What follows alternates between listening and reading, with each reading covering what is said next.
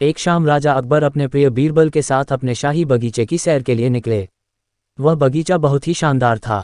चारों ओर हरियाली ही हरियाली थी और फूलों की भीनी भीनी खुशबू वातावरण को और भी खूबसूरत बना रही थी।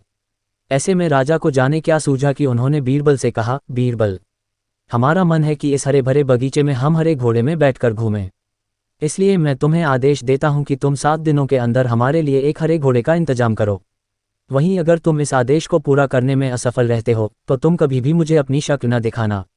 इस बात से राजा व बीरबल दोनों वाकिफ थे कि आज तक दुनिया में हरे रंग का घोड़ा नहीं हुआ है। फिर भी राजा चाहते थे कि बीरबल किसी बात में अपनी हार स्वीकार करें। इसी कारण उन्होंने बीरबल को ऐसा आदेश दिया। मगर बीरबल भी बहुत चालाक थे। वो भली भांति जानते थे कि राजा उनसे क्या चाहते हैं, इसलिए वो भी घोड़ा ढूंढने का बहाना बनाकर 7 दिनों तक इधर उधर घूमते रहे।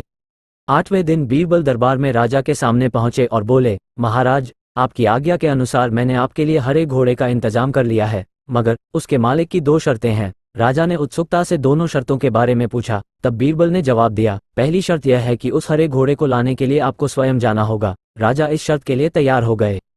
फिर उन्होंने दूसरी शर्त के बारे में पूछा। तब बीरबल ने कहा, घोड़े के मालिक की दूसरी शर्त यह है कि आपको घोड़ा लेने जाने के लिए सप्ताह के 7 दिन के अलावा कोई और दिन चुनना होगा। ये सुन राजा हैरानी से बीरबल की ओर देखने लगे। तब बीरबल ने बड़ी सहजता से जवाब दिया, महाराज, घोड़े का मालिक कहता है कि हरे रंग के खास घोड़े को लाने के लिए उसकी यह खास शर्तें तो माननी ही होंगी।